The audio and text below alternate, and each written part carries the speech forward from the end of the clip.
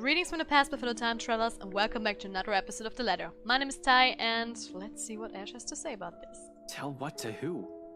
I pause, frowning, a brief moment of doubt, while I try to figure out what she's talking about all of a sudden. When it finally sinks in though, my bewilderment hastily gives way to utter embarrassment. Oh. Shoot! Well. Oh, shit. Oh, he's so cute. Heat abruptly crawls up my face, no matter my efforts to keep it down. In the end, I can only look away from her, afraid of what else she'll see in it. Did you really think no one would notice? Was it that obvious? Kinda. It was surprisingly easy to tell. But that was probably because I've known you longer than anyone. Oh. Fuck, who else knows? I think Zach suspects. Shit. You're embarrassingly lame when you're trying too hard. It's almost painful to watch. Oh my god. Don't worry. With your terrible way of flirting, and knowing her, I'm quite sure Belle has no idea, even now. Not even a clue. Sadly, I think that's true. Harsh, Rebecca. Really harsh. I could use a vote of confidence, you know. She laughs, loud, the kind that's free of any burden, ringing above the wind, slowly picking up as the storm clouds approach. I'm sorry, I'm breathing so hard right now. With it, however, the awkward atmosphere lifts at last. Wow. There's only that camaraderie we've shared since meeting in that classroom 17 years ago. I'm serious though. Tell her, and if you ever make her cry, I'll hit you with every damn history book I have on my shelf. Clear? Ooh, that's going to hurt. Noted, ma'am. Anyway, Ooh. thanks for hearing me out. I won't keep you long. I know you have things to do. Just promise me you'll be careful, alright? She doesn't wait for an answer. Instead, she gives me a push, with a force only heavy enough to throw me off balance. Caught unawares by the gesture, for a few moments I fight for purchase against my car's trunk, bracing my hand on its smooth surface. When I look up with a string of reprimands ready at the tip of my tongue, Rebecca's already halfway through the parking lot. Aww. Too slow, Mr. Ashton. Ashton left for the mansion at nightfall, but when he got to his car, he found Rebecca waiting for him. Fearing she might not have the chance, Rebecca confessed her feelings. But before he could answer, Rebecca stopped him, admitted she had been selfish and she was letting him go. She only wanted him to know. Oh. There's a small skip in her steps, while the breeze carries the light tune she's whistling. On a whim, I let its notes be the last thing I commit to my memory before slipping inside my car and driving off. It sounds like a new beginning, more than anything. Another reason to be optimistic. With 10 minutes, I'm driving out of Luxburn and heading straight for Anson Village. In the distance, flashes of lightning light up the horizon, white and sharp against the black curtain of the night. Thunder threatens with a rumble, seconds later, echoing long across the sky. And with one last roar, the sky is open in earnest. November the 1st? Are we at midnight now? Oh yeah, we are. The rain falling fast, steady sheets, creating shallow puddles on the dirt path, drenching everything the eyes can reach. Despite having grown up in a city, I still despise the rain. Living here doesn't mean I have to like it. Lucky me, I've reached the mansion before the downpour has turned torrential. The long slog from Anson Village by foot has already been made difficult by the light drizzle and biting winds buffeting against my body every few seconds. By the time I found cover under the trees lining the vicinity of the mansion, my shoulders are already drenched. My hair is also sticking against my skin and out in every possible direction. Thankfully, the ladder, taser, and gun I've brought with me has remained relatively dry. That's the most important thing. However, those are the least of my problems at the moment. Sometime after the housewarming party, scumbag Wright has suddenly grown a brain and tightened the security around the mansion. A guard is now stationed in every possible point of entry. The main entryway, the back door leading to the kitchens. Hell, it's almost a miracle no one has spotted me once I entered the property.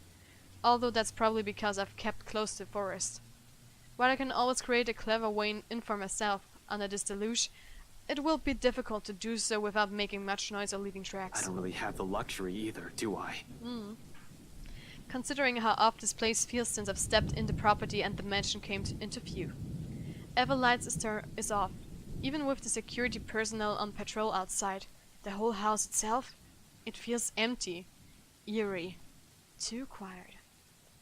Normally I'll pass it off as some kind of power outage because of the storm.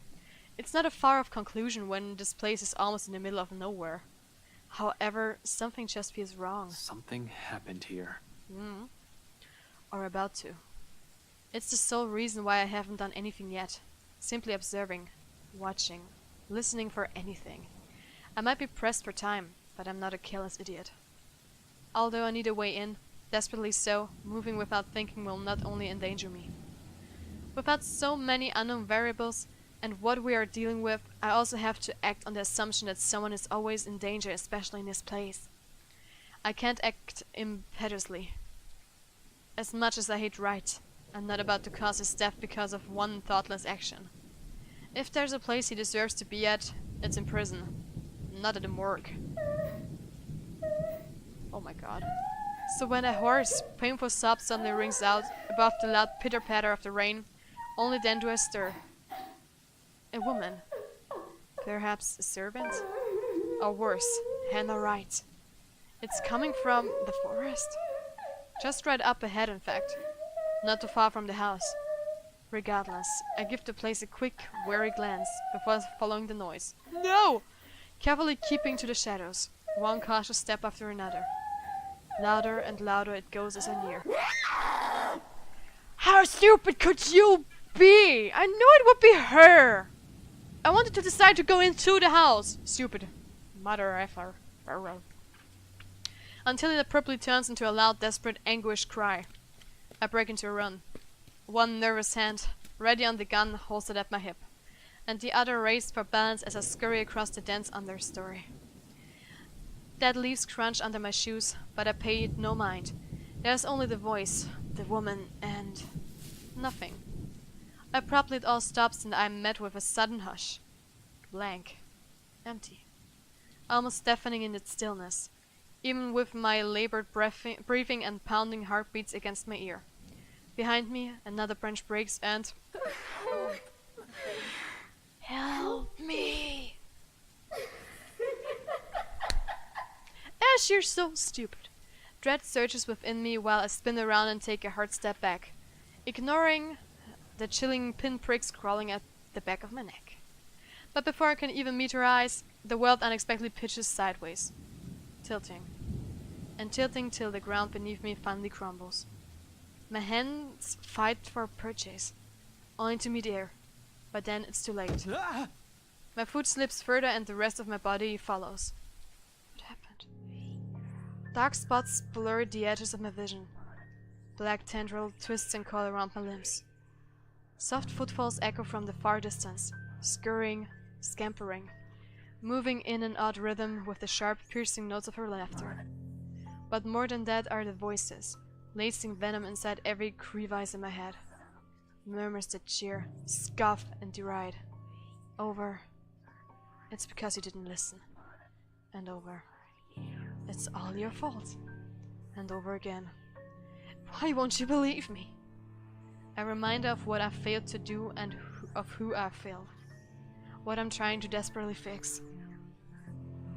A scream threatens to burst, but my throat closes off.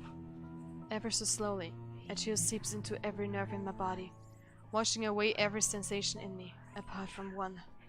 There's only fear. Don't die. Once again, her laughter echoes, a sound both bitter and unforgiving. It is the last thing I hear before she reaches for me. The ground trembles. The world slows to a stop.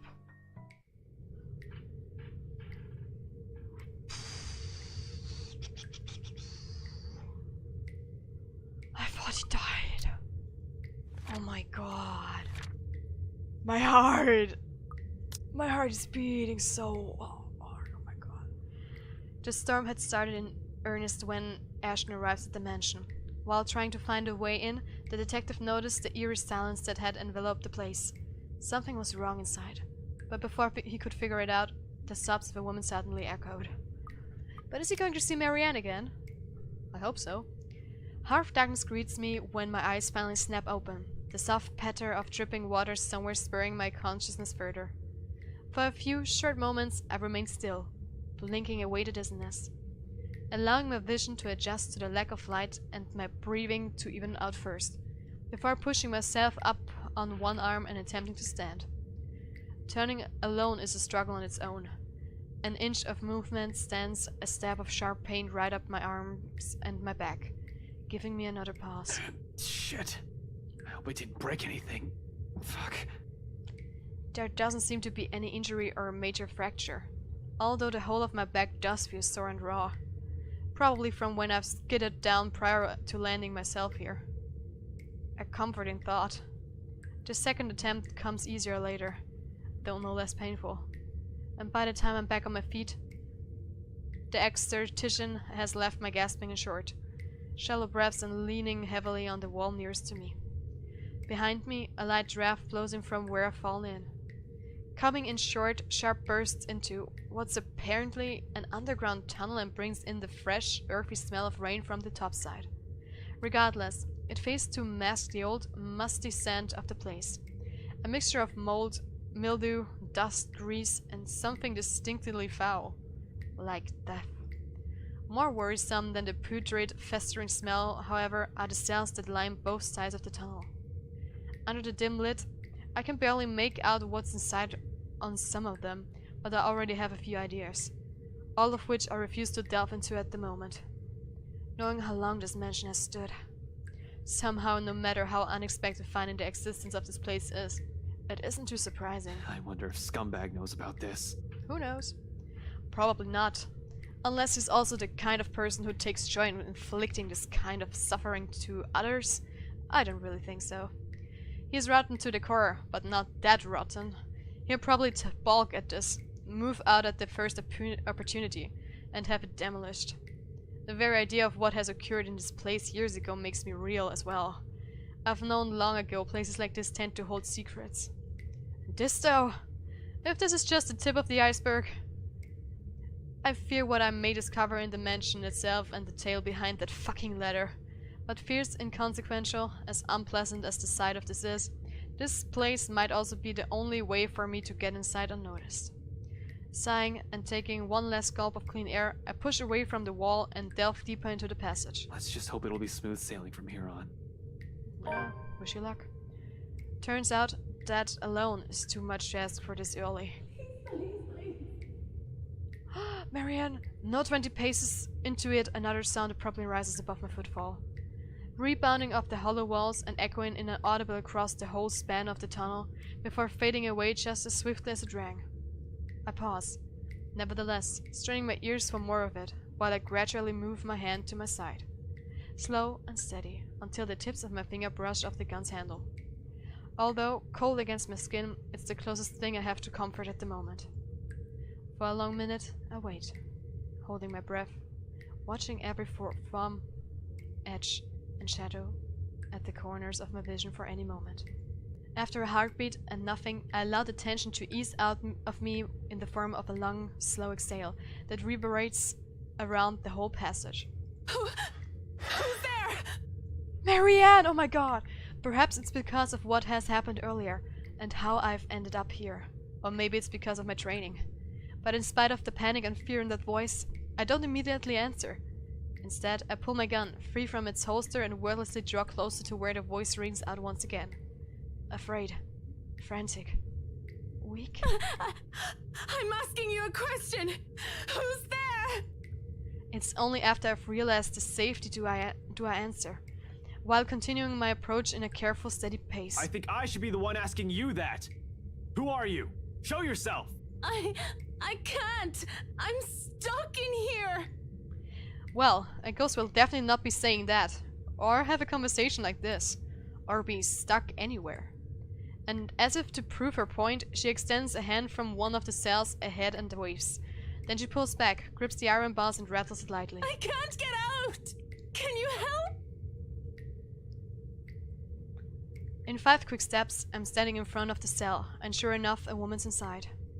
Slumped on the floor, holding the bars with shaking hands, clinging to it as if it's the only thing keeping her upright. And not just any woman. You? McLaughlin? McCullough. The same one I met at G's 5 days ago. Smashed drunk and babbling her frustrations about her employers. Holmes? No, not McLaughlin. McCullough. Marianne McCullough, famous interior designer extraordinaire. Not so extraordinary now, with how exhausted and feeble she looks, trapped in a jail cell, of all things. Her breathing shallow and there is a paleness to her complexion. Sunken eyes, cracked lips, dry skin. All signs pointing to starvation and dehydration. What? How long have you been stuck in here? Oh my god. 3 days? 4? I don't know. I have no idea anymore. I just fell in and that woman, whatever. Can you get me out of here? In a moment. But here, go feed yourself first before you fall over. I fish out an energy bar from my pocket and hand it to her. She's lucky I always have one on my person. For sudden emergencies or extended stakeouts. A little sugar to keep me going. Like any starving person, she wastes no time making a grab for it, unwrapping it straight away, and taking in whole mouthfuls of it. Relief washes over her face on the first bite alone, although she's going to need more than that if what she has said is true. But for the moment, it's enough to keep her alive. Good thing she seems to have the sense to prioritize survival over comfort, if the puddle on the corner of the cell indicates anything. Without water, the human body can only survive 3 days. No food, and I'll give it an average of 3 weeks.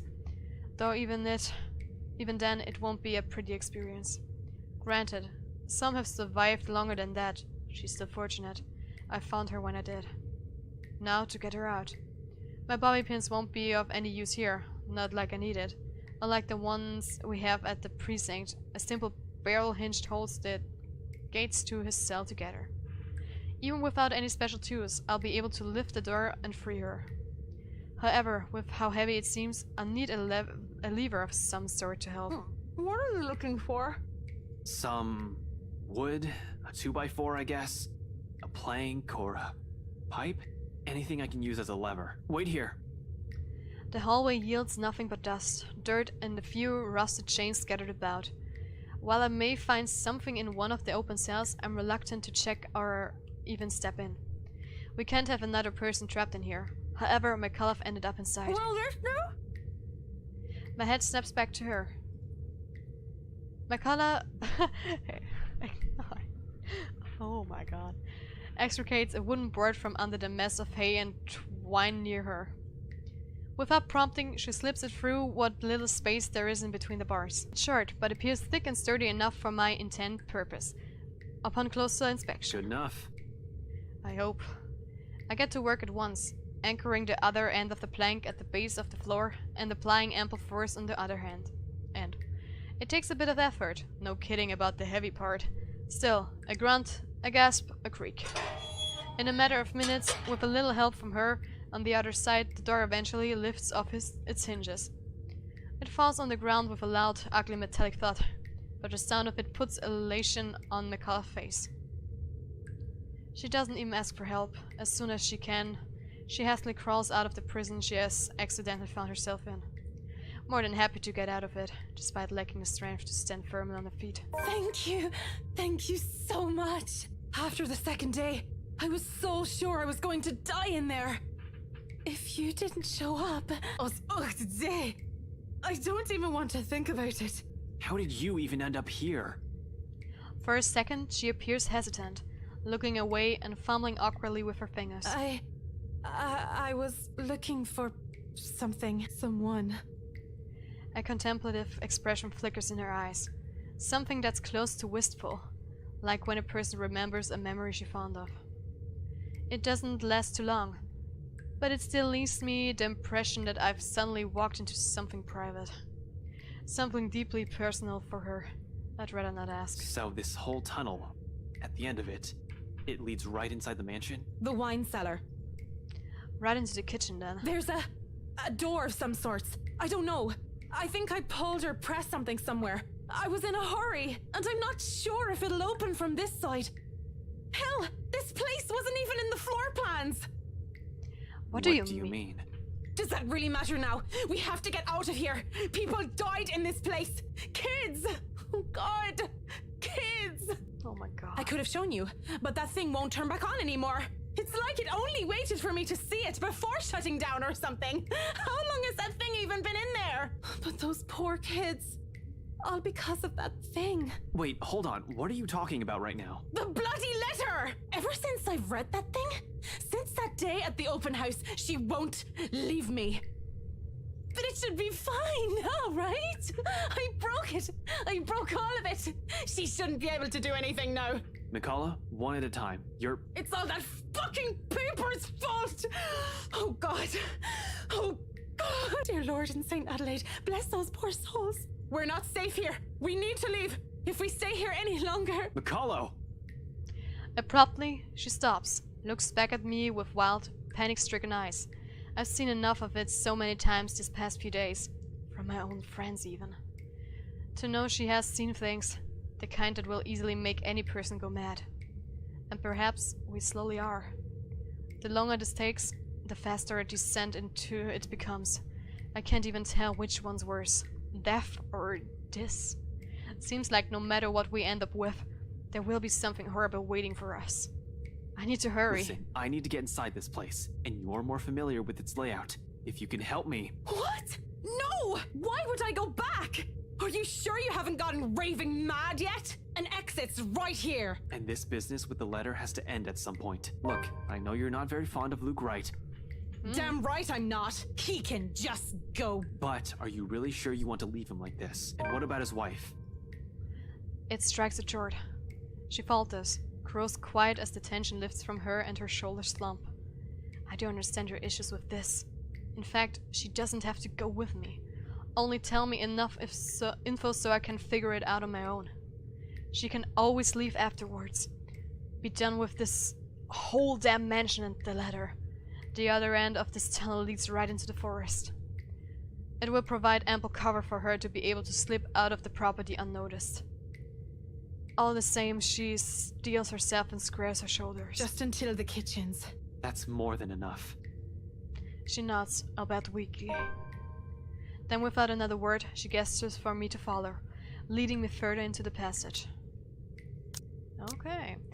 After his fall, Ashton found himself in an underground passage when he came to. There, he encountered Marianne McCullough, who got trapped in one of the jail cells for several days. The detective managed to free her, and in turn, she helped him to find a way into the mansion. Well, well, well. Occasionally, she stopped, find perches on the wall to catch her breath. But throughout the short walk, she asked for neither a break nor assistance. I suppose that's something we have in common. Eventually, we get to a dead end. Although, before I can question her on it, she begins palming for something on the wall. I guess a lever or some sort of that. A mechanism, maybe? Who knows? But guys, we're going to figure this out in the next episode. Guys, thank you so much for watching. Leave a like, subscribe to my channel. If you're already subscribed, click the notification bell down below so you get notified when I upload my videos. Share us on our social media, and guys, we'll see you in the future or back in the lab. High five.